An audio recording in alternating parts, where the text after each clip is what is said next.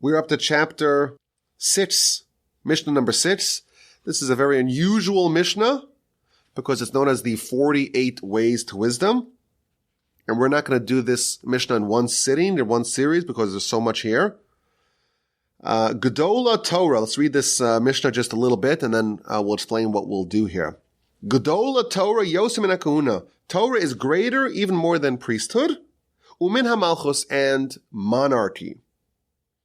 Shehamalchus nikneis b'shloshim malos, because royalty, because monarchy is acquired with 30 miles, with 30 levels. V'hakahuna, and the priesthood, nikneis be'esrim v'arba, is acquired with 24 qualities. V'hatorah nikneis ba'arbaim u'shmona dvarim. And Torah is acquired with 48 things. So this is the famous Mishnah, maybe the most famous Mishnah in the entire book, the 48 ways to Torah. There's 48 different ways to acquire Torah. And because this is so fundamental, this is really our aspirational life. How do we acquire what the Almighty wants to give us? He wants to give us this amazing gift. What do we need to do to acquire it? We're told there are 48 different things we need to do. And in order to not just run through them, in order to have them impact us, we'll try to go through them one at a time. And the first way is B'Talmud, way number 1, and that is through study. Before we begin to understand what these 48 ways are individually and what it means specifically to study, let's talk about this very interesting concept of 48 ways to acquire Torah. So first of all, this tells us that Torah needs to be acquired. The Hebrew word here being used is Torah niknes, the word kinyan, which means to acquire.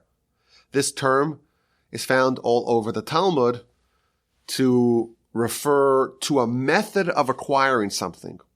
If you want to have a transaction between two parties, you have to confer ownership. You have to confer the title, the deed, how one asset is conveyed from its current owner to the buyer. It's done via what's called a kinyan, a title transfer.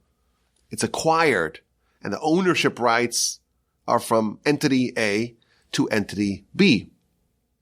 Torah, we're told, needs to be acquired.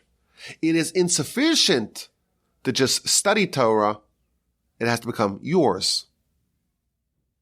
And what this means is that the Torah, who's the current owner of Torah? The answer is, of course, it's God. The roots of the Torah are in heaven. And it's not just enough to study Torah. You have to acquire it. You have to make it yours. The Almighty gives it to us, but we have to acquire it via a means of title transfer, a means of acquisition. And the 48 ways to acquire Torah are featured in this Mishnah. The Almighty avails Torah for us. He is willing to confer it to us, but there are things that we need to do if we want to make it ours. The Torah is the Almighty's Torah. Through these 48 ways, it becomes ours, and that's the goal. The Talmud tells us that if a father who a child needs to honor, right? You have to honor your father and mother. It's part of the Ten Commandments. If a father says, you know what, you don't need to honor me. I'm forgiving. I'm willing to overlook slights to my honor. Is he entitled to do that? The answer is yes. Why? Because the child has to honor him. If the person who is the recipient of that right wants to forego that right, all the power to them. They are entitled to forego that right. But what about a Torah sage? A Torah sage, well, you have to honor them as well. Can they forego that honor? Can they forego the honor that is due to them as a Torah sage? So the Talmud, the Book of Kiddushin, page 32a and b, brings a dispute. According to one opinion, they cannot. You're honoring not them, you're honoring the Torah. And therefore, if they want to forego their honor, it doesn't matter. It's not their honor, it's the Torah's honor.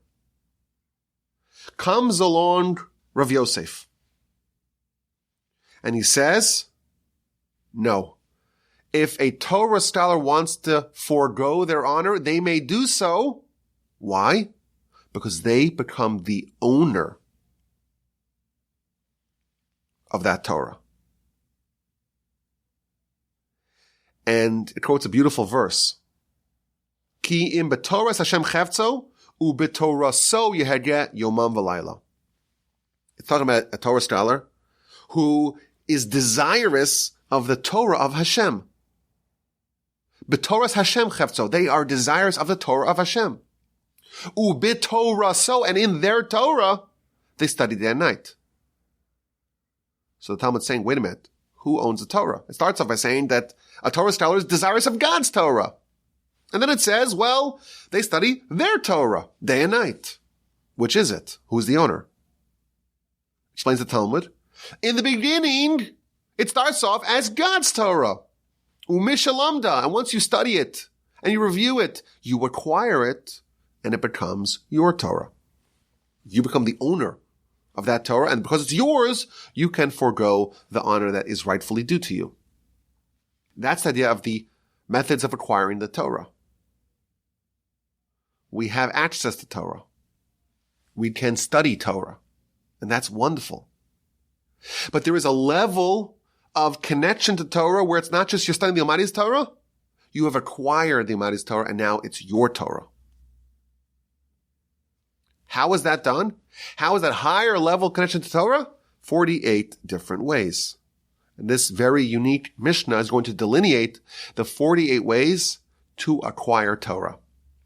There is a ubiquitous custom to study these 48 ways in the period of the year that we're actually in right now, namely the days between Pesach and Shavuos, when the nation left Egypt. They left Egypt and they started their march towards Sinai. And at Sinai, they got the Torah. How many days were there between Exodus to Sinai? Of course, we know. We count 49 days between when we left and when we finally got the Torah at Sinai. And that's the counting of the Omer. So there is a custom to spend 48 days, each day, studying, ruminating, and trying to connect with one of these ways of acquiring Torah. And thus you have 48 days of preparation. And the 49th day, the day before Shavuos, you review it all. That's one way to explain it. Others say, well, no, the 49th day, you got to take a nap. You don't want to cram before the test. Others say, well, no, day one, you have to prepare yourself for it. And only the subsequent 48 days do you actually study one of them? But general, this idea is well accepted that there's this custom to get ready for Torah via focusing on the ways to acquire Torah. Now, the commentaries disagree as to whether or not you need all 48 to have Torah. And thus your conquest of Torah is incomplete unless you have all 48 ways, or is each one of them on their own sufficient? And the answer is probably somewhere in between. That each method to acquire it deepens the connection and the ownership that you have over Torah. So for example, the Gaon of Vilna in the book of Proverbs, in his great commentary to the book of Mishlei, Proverbs, in chapter 31, verse 29, this is part of the famous Eshes Chayil part of Proverbs. The verse says, Rabos banos asu chayil. Lots of girls made war. What does that mean? Lots of women made war. The word chayil means war. And the gematria of the word chayil, well, the ches is 8. And the yud is 10, so that's 18. And the lamed is 30. So the total of this word chayil is 48. So the Gaon of Vilna in his commentary says, lots of girls acquire chayil or make war, meaning you need a lot of people to have all 48. Because all of Torah and the ownership of all of Torah is found in these 48 ways, but no single individual can have them all. You know, some have these, some have a connection to these methods of acquiring, and some have a connection to other ones of the 48 ways. But no individual has them all. You need Rabbos, lots of girls, so to speak. This is, again, on a proverbial level. You need a lot of different people to have all 48 ways. Collectively, we have all 48 ways, and collectively we all have Torah, but no individual can be completely adorned with the crown of all 48 ways. That's one way to look at it. But regardless, the more connections that we have to these 48 ways of conquering Torah, the greater our capacity is to acquire and to integrate the connection that we are supposed to have with Torah. Now, of course, like many lessons in Torah, they are very valuable for spiritual pursuits. After all, you want Torah, you want to acquire Torah, not just to study, you want to have it, to own it. This is what you need to do. But they're also applicable more broadly. Like a lot of the lessons that we have in Torah, they can be used in other areas, in non-sacred areas of our life as well. So let's begin to understand the general idea here. The Mishnah contrasts Torah with the two other crowns that we have in our nation. There are 3 crowns. The crown of the priesthood. And if you're not a Kohen, this is a crown that you will never be able to have access to. And then there's the crown of the monarchy. And unless you are an heir of David, you can't become a king. That's it. That's limited to that one family alone. But the crown of Torah is available for anyone who wants to come claim it. And this is the Mishnah we've had earlier in Pirkei Avos.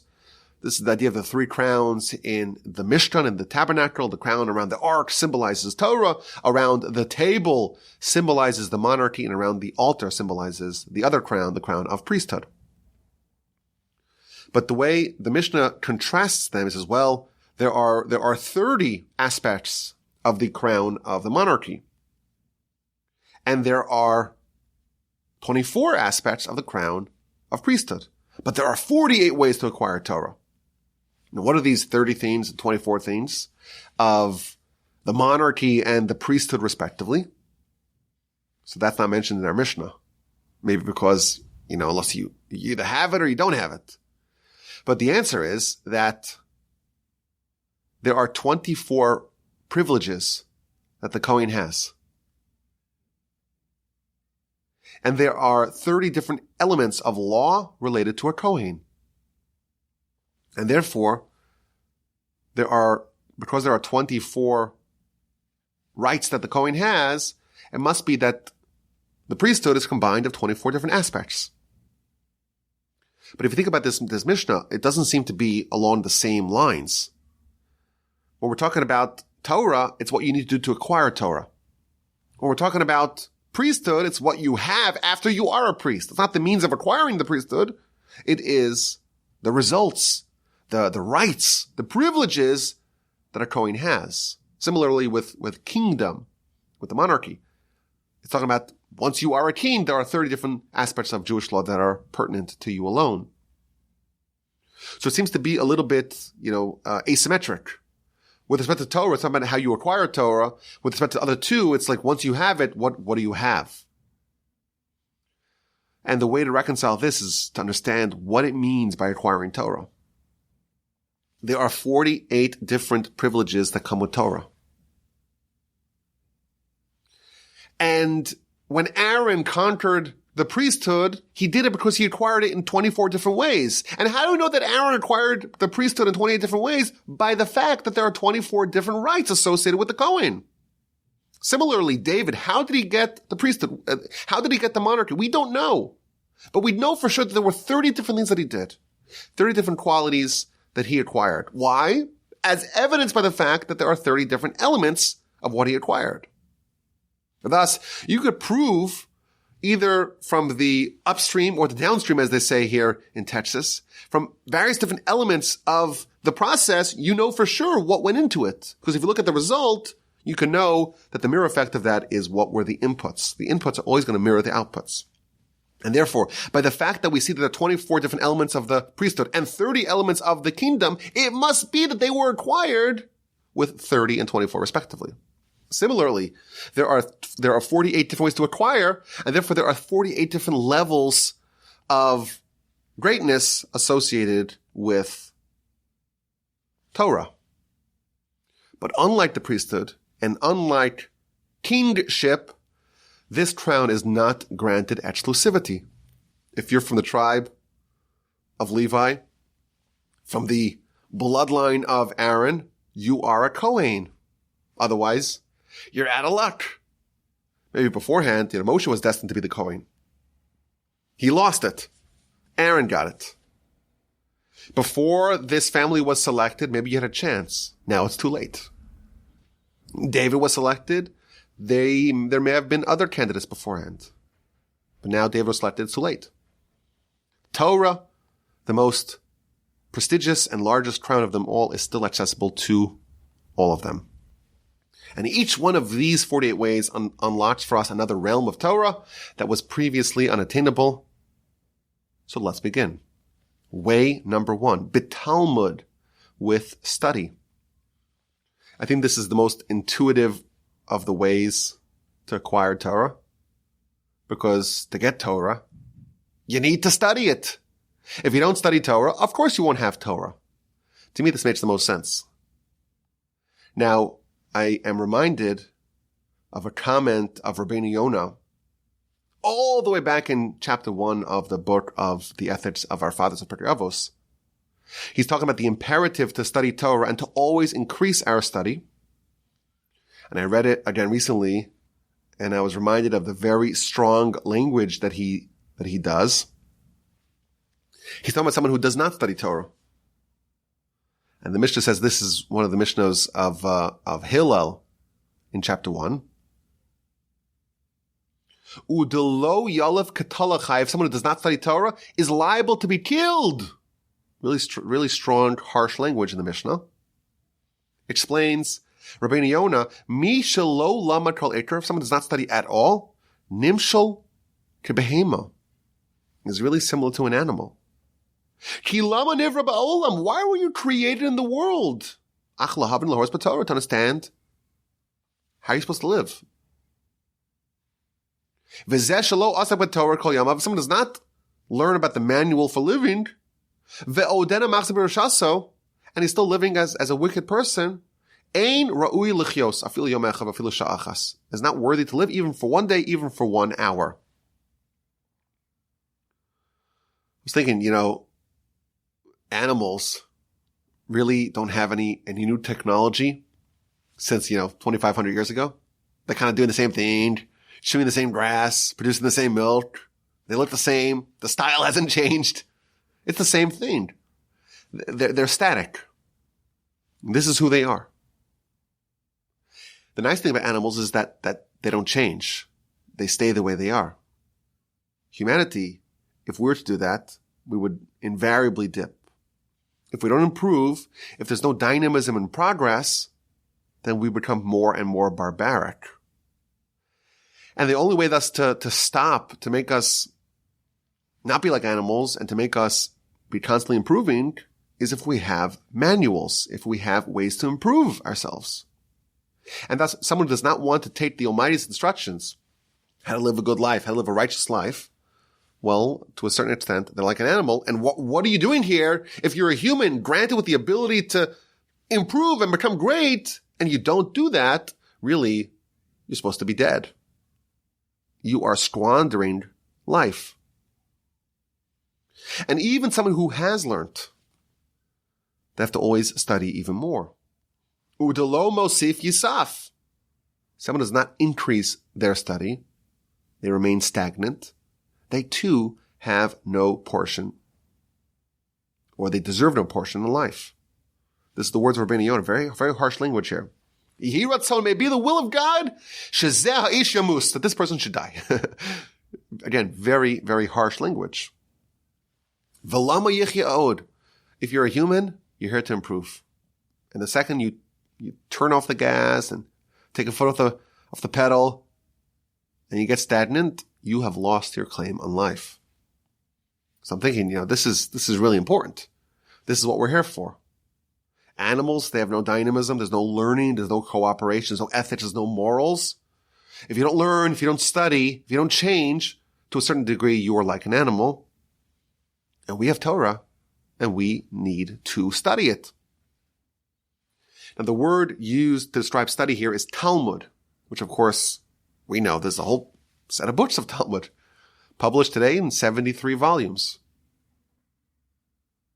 Not something you can finish in an afternoon, even a summer afternoon. When we say Talmud, we're referring not just to simple learning, but to advanced learning. This is not a Jewish idea, but Christians have a thing where they say, oh, this is my favorite passage, favorite verse in the Torah. If you read verses, you're studying scripture, but that's not Talmud. You read the Talmud, and there's no just low-level, grazing the surface, shallow learning of just reading verses. It's about going as deep as you possibly can on every subject. It means to work out your brain, to push your brain to the absolute maximum to try to understand what Hashem wants. This is the kind of study that we did in yeshiva. There's nothing basic about it. There's nothing rudimentary. There's no surface learning. Nothing shallow, as deep as you possibly can. And you're working through the problems, and you're studying, and you're analyzing, and you're thinking until you try to understand it completely to the best of your abilities. In yeshiva, you could spend legitimately weeks and months on a single page of Talmud. One page! One page! That's how much depth that there is there. And it's not just you're not just drinking coffee and, playing bear pong. That's not what happens in yeshiva. 10 hours, 15 hours a day. Toiling. These are very bright people, I assure you. What are they doing? They're doing Talmud. That's what they're doing. They're studying on a very high level. The highest level of thinking. Pushing yourself to the limits of your capacities.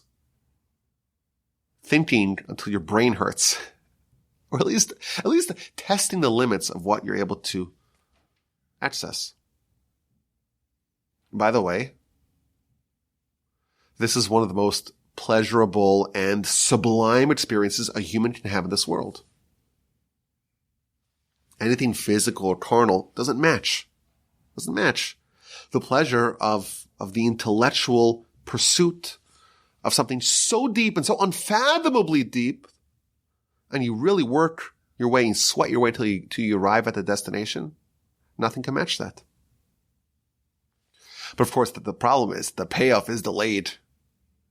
You start off and all you have is a page of text. And you don't know exactly where the points of entrance to the depths of the subject matter, where they are. You got to read it, understand it on a very basic level. What's the question? What's the answer? What's the proof? What's the evidence? Does it all make sense? Does it all check out? Look at the commentaries. Look at Rashi. Why is he saying this, not that? Why is he focusing on this point, not that? Why is he omitting this and not that? And you're kind of getting the lay of the land first. You're surveying the topography of the subject. And then you find the point of entry. And then you just expose yourself to an entire world. You didn't see on the surface level. And you're involved in the commentaries and you're kind of plunged into the discussions that the great medieval commentators had. You're like, this is what the Rambam was working through. Unbelievable. Like when you see the commentaries of the Rishonim, of the medieval commentators, and you know what they're talking about because you understand the basic layout, and now you found that portal, and now you're involved in their discussions, and you see, like, why are they disagreeing? Total titans. They knew all of Talmud and all of Torah by heart.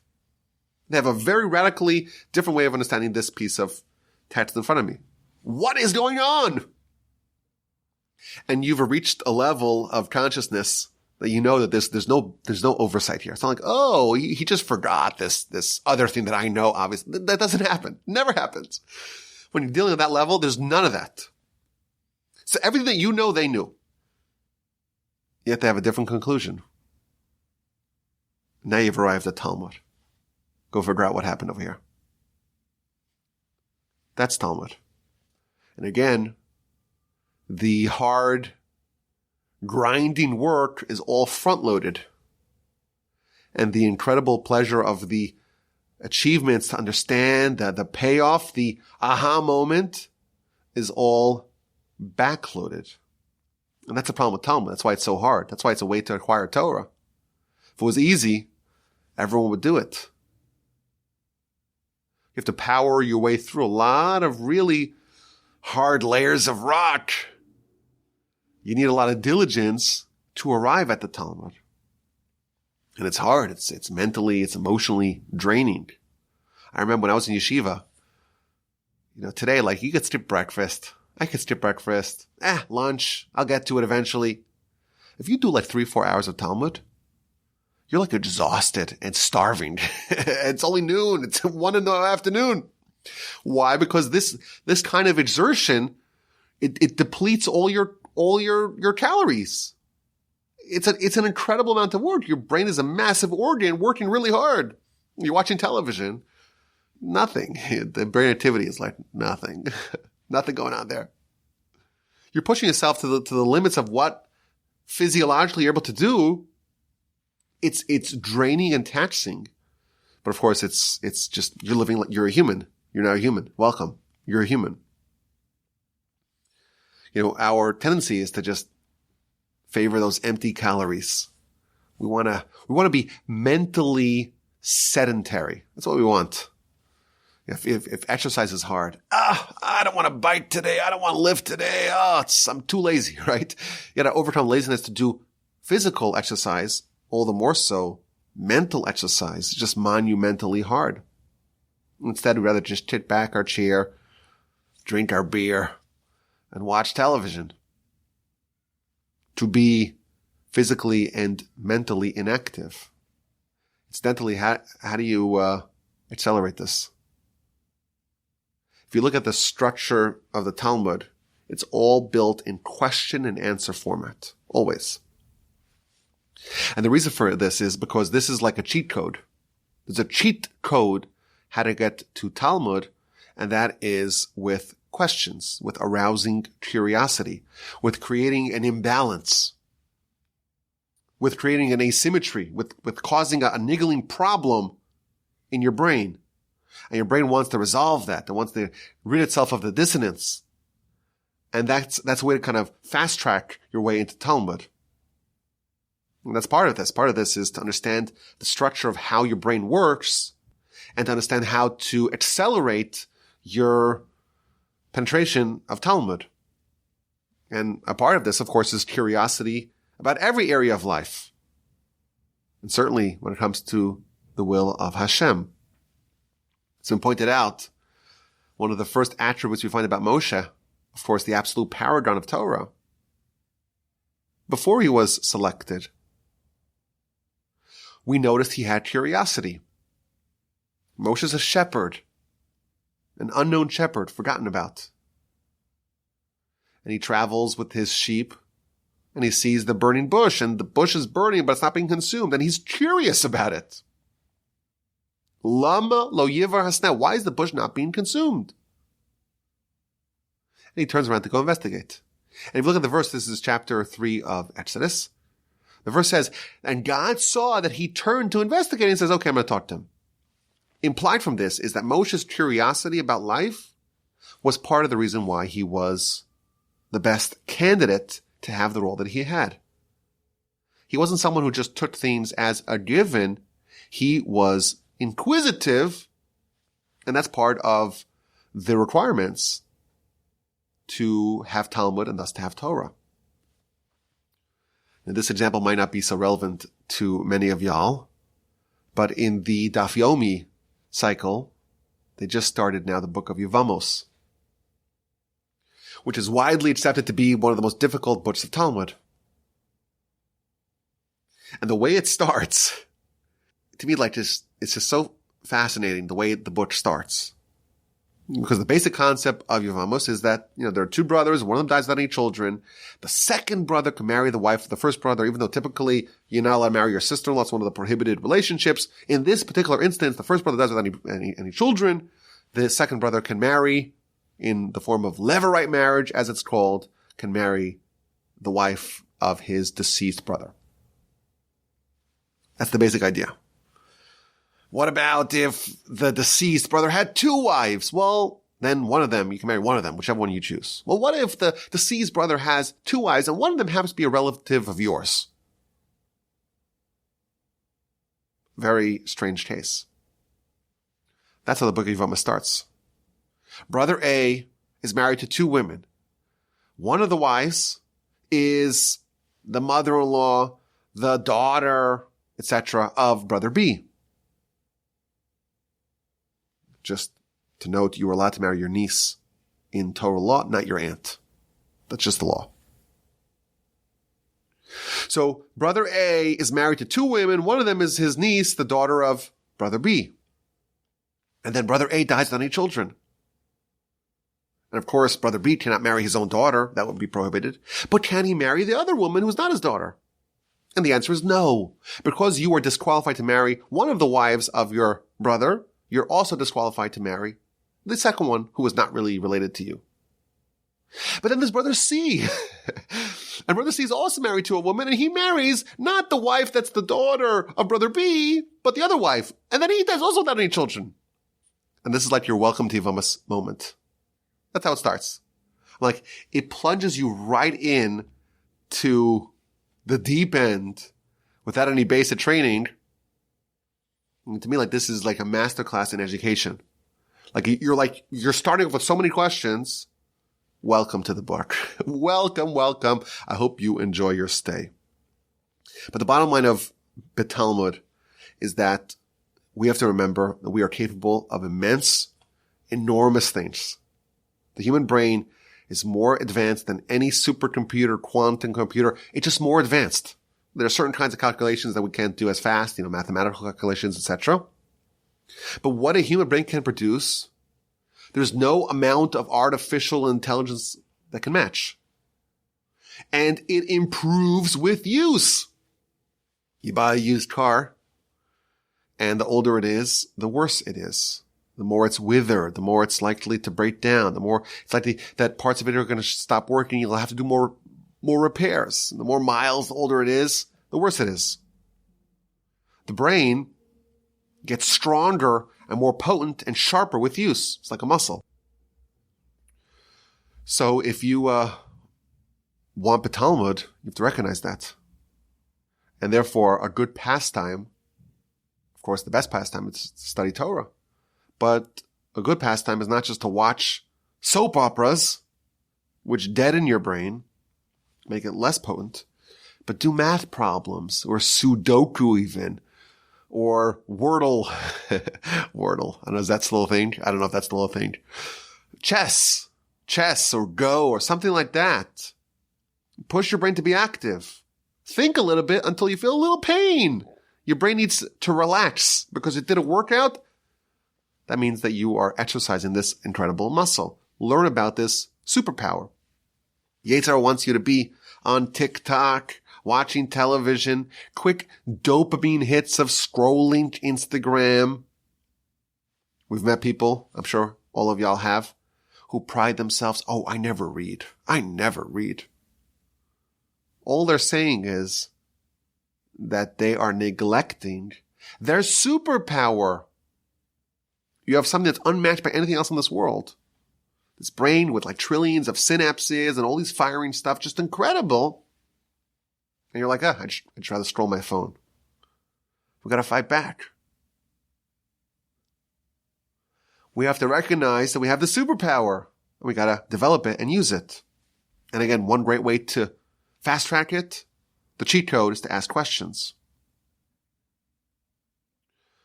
And I would add, maybe this is more basic to the general principle of the 48 ways.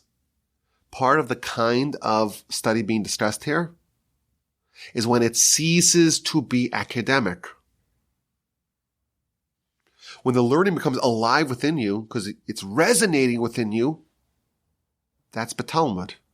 You're not just studying it at a distance, arm's length. Let me just see what it says over here.